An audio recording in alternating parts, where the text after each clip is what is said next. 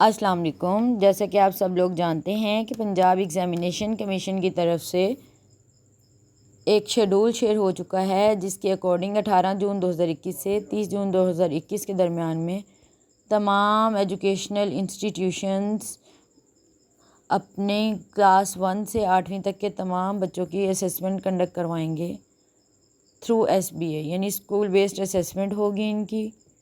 अब school based assessment के लिए पेपर्स कहाँ से मिलेंगे, कैसे मिलेंगे, इसके बारे में ये वीडियो है, तो एंड तक लाजमी देखिएगा और स्किप किए बगैर देखिएगा, ताकि आपको इन्फॉर्मेशन जो है वो ठीक से कन्वे हो सके और आप लोगों को समझने में परेशानी ना हो। इस वीडियो में मैं ये भी बताऊंगी कि उन जनरेटेड पेपर्स को हम PDF में कैसे सेव कर सकते हैं और डाउनलोड कैसे कर सकते हैं, तो एंड तक लाजमी देखिएगा। आप लोगों को डिस्क्रिप्शन में 2 लिंक दिए जाएंगे। हर डिस्ट्रिक्ट के लिए पंजाब एग्ज़ामिनेशन कमीशन ने 2 तरह के बेसिकली सॉफ्टवेयर डिज़ाइन किए हैं और उन 2 सॉफ्टवेयर्स को डिस्ट्रिक्ट्स में डिवाइड कर दिया है। कुछ डिस्ट्रिक्ट के लिए एक लिंक है और कुछ डिस्ट्रिक्ट्स के लिए दूसरा लिंक है। तो डिस्क्रिप्शन में मैं दोनों तरह के लिंक शेयर कर दूंगी विद डिस्ट्रिक्ट नेम। आप अपना डिस्ट्रिक्ट नेम देख के उस लिंक को क्लिक कर लीजिएगा, ताकि आपको लॉगिन में परेशानी ना हो। तो अब हम देखते हैं कि उस लिंक पे लॉगिन करने के बाद किस तरह से पेपर जनरेट करना है और फिर उस जनरेटेड पेपर को PDF में कैसे कन्वर्ट करना है या सेव करना है मोबाइल में। तो मोबाइल पे भी अब पेपर जनरेट कर सकते हैं और लैपटॉप या PC यूज़ करते हुए भी, जहाँ से आपको कन्वीनियंट लगे आप अपना पेपर खुद डिज़ाइन कर सकते हैं थ्रू SBA।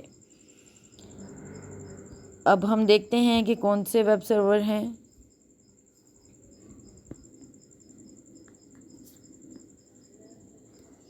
और कैसे, ये आपके सामने दो तरह के वेब सर्वर शो हो रहे हैं। 2 तरह के लिंक्स हैं बेसिकली, जिसमें कि एक लिंक कुछ डिस्ट्रिक्ट्स के लिए है और बाकी लिंक जो डिस्ट्रिक्ट्स के लिए दूसरा लिंक है। तो अब हम अपना रिक्वायर्ड लिंक ओपन करते हैं और इसको कॉपी कर लेती हूँ मैं और गूगल क्रोम में इसको फिर मैं सर्च करती हूँ पेस्ट करके। यहाँ पे एड्रेस बार में मैं इसको पेस्ट कर दूँगी एड्रेस को और यहाँ पे सर्च करूँगी। अब यहाँ पे ऊपर आपको 3 डॉट नज़र आ रहे हैं, इस पर जब मैं क्लिक करूँगी तो यहाँ पे 10वें नंबर पे डेस्कटॉप साइट का ऑप्शन आएगा। इसको क्लिक कर देती हूँ तो मेरे पास एक वेब व्यू ओपन हो जाएगा, जिस तरह से लैपटॉप या PC पे आपके सामने होता है। यहाँ पे जो स्कूल का EMIS कोड है वो बेसिकली लॉगिन है और उसका पासवर्ड 1 to 9 है फर्स्ट टाइम लॉगिन के लिए। मैं यहाँ किसी भी स्कूल को लॉगिन करती हूँ अपने ही मरकज़ के। यहाँ फ़र्स्ट टाइम लॉगिन के लिए पासवर्ड 1 to 9 है। इसके बाद आप इसको चेंज भी कर सकते हैं। जब आप साइन इन कर लेते हैं तो आपके पास इस तरह का व्यू आता है, एक इस तरह का पेज ओपन हो जाता है। अब इसमें चूँकि टीचर ने एक पेपर ऑलरेडी जनरेट कर लिया है, तो हम देखते हैं कि वो जनरेट पेपर कैसे किया है। तो आप यहाँ पे देख सकते हैं कि एक होम टैब है, एक कॉन्टैक्ट के लिए यहाँ पे इंफॉर्मेशन के लिए एक आइकन दिया हुआ है और फिर लॉगआउट का ऑप्शन है। तो अब हम जनरेट पेपर यहाँ पे ग्रीन कलर का नज़र आ रहा है, यहाँ पे क्लिक करेंगे जब,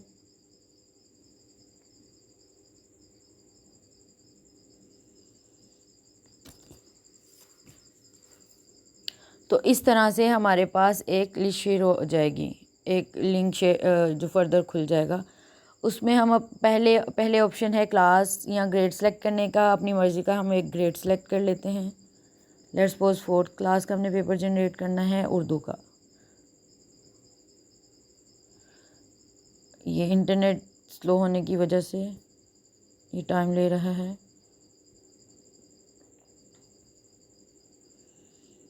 क्लास 3 को हम यहाँ पे रखते हैं।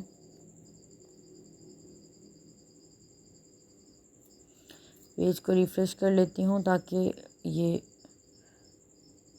ग्रेड सेलेक्ट कर लिया। उसके बाद सब्जेक्ट पेपर, तो मैं यहाँ पे उर्दू का पेपर यहाँ पे डिज़ाइन करना चाह रही हूँ।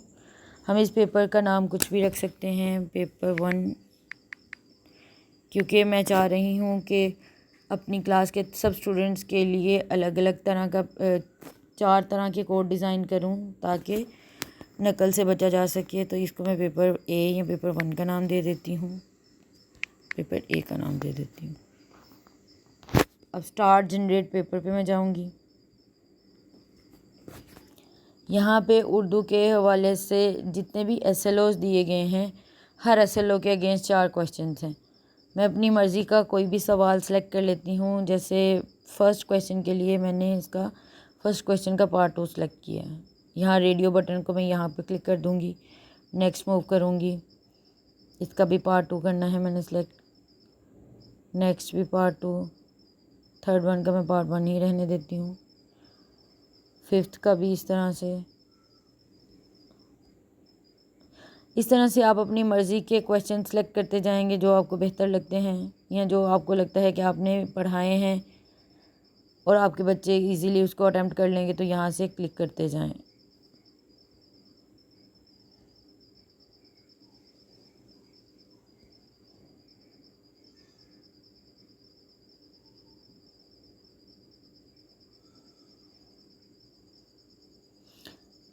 इसी तरह मैंने अपना एक उर्दू का पेपर जनरेट यहाँ पे कर लिया है। अब चूँकि मैंने सारे क्वेश्चंस अपनी मर्ज़ी के सिलेक्ट किए हैं, तो यहाँ पे जब आप फिनिश पे क्लिक करेंगे तो ये कंप्लीटेड स्टेटस आपके सामने आ जाएगा और उसमें 2 तरह के लास्ट में एक्शन दिए जाएंगे। एक उसकी की जो कि बाद में अपलोड की जाएगी, अभी की अपलोड नहीं होगी।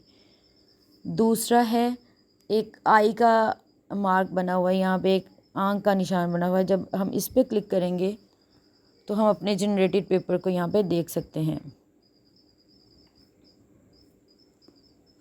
ये देखें, जो मैंने 25 के 25 क्वेश्चन सेलेक्ट किए वो यहाँ पे मेरे सामने आ गए हैं और यहाँ पे ऊपर सब्जेक्ट भी आ गया है, ग्रेड भी ऑटोमेटिकली इसमें पेपर में प्रिंटेड आएगा। स्कूल का नाम चूँकि मैंने EMIS कोड के थ्रू लॉगिन किया तो स्कूल का नाम और EMIS कोड भी ऑटोमेटिकली लिखे आएंगे यहाँ पे। यहाँ स्टूडेंट्स की डिटेल्स के लिए ब्लैंक आएगा क्योंकि हम हर स्टूडेंट के नाम का पेपर जनरेट नहीं कर सकते, इसलिए हम एक ही पेपर जनरेट करके बाकी उसकी फ़ोटोकॉपीज़ करवा सकते हैं। अब आपके पास लास्ट में ऑप्शन भी है उर्दू या इंग्लिश में इसको करने का। तो ये इसमें एक ऑप्शन है कि आप इसको पेपर को किस उर्दू या इंग्लिश दोनों लैंग्वेज में इस्तेमाल कर सकते हैं या डाउनलोड कर सकते हैं। अब पेपर एक दफ़ा जनरेट हो गया है तो हम आगे फर्दर क्या करेंगे, इसको डाउनलोड या प्रिंट कर लेंगे। लेकिन अगर आपको ये आइडिया नहीं है कि इस जनरेटेड पेपर को डाउनलोड कैसे करना है तो उसका भी तरीका मैं बता देती हूँ।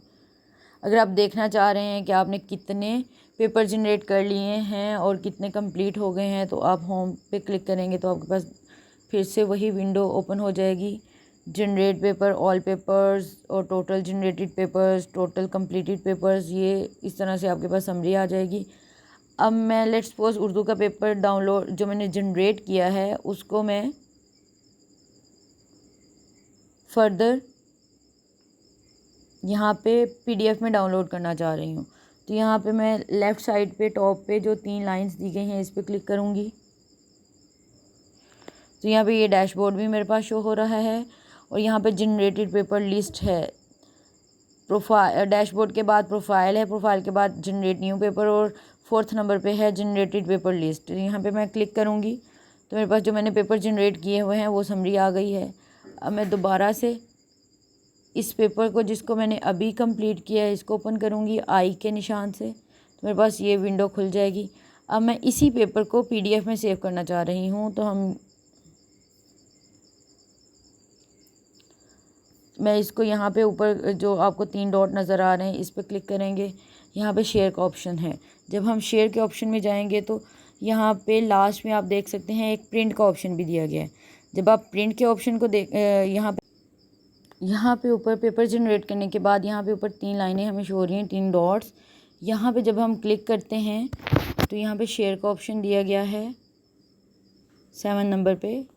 जब हम शेयर पे क्लिक करते हैं तो इस तरह की विंडो हमारे पास ओपन हो जाती है। इसमें लास्ट में जो ऑप्शन दिया गया है प्रिंट, हम इस पर क्लिक करेंगे।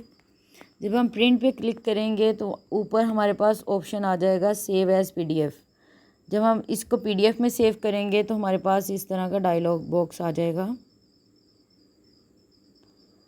इंटरनल स्टोरेज में मैं सेव करना चाह रही हूँ। मैं यहाँ पे ऐसा करती हूँ कि एक नया फ़ोल्डर क्रिएट कर लेती हूँ पैक पेपर उर्दू के नाम से, क्योंकि मैंने उर्दू का पेपर बनाया है। तो यहाँ पे इसको बना के मैं यहाँ पे क्रिएट फ़ोल्डर कर दूँगी। तो आप देख सकते हैं यहाँ पे ये सेव हो गया है ये पेपर। अब मेरा सेटिंग में जब मैं जाऊँगी तो माय फाइल्स में मैं जाके इसको पैक पेपर उर्दू वाला फ़ोल्डर सर्च कर लेती हूँ। तो इसमें ये देखिए मेरे पास ये मोबाइल में पीडीएफ की फॉर्म में ये पेपर सेव हो चुका है। बहुत शुक्रिया वीडियो देखने का। अल्लाह हाफिज़। अगर आपको ये वीडियो पसंद आई है तो लाइक कर दें, शेयर कर दें, कमेंट भी लाजमी कीजिएगा। और अगर आपने मेरा चैनल सब्सक्राइब नहीं किया तो काइंडली चैनल भी सब्सक्राइब कर दीजिएगा। अल्लाह हाफिज़।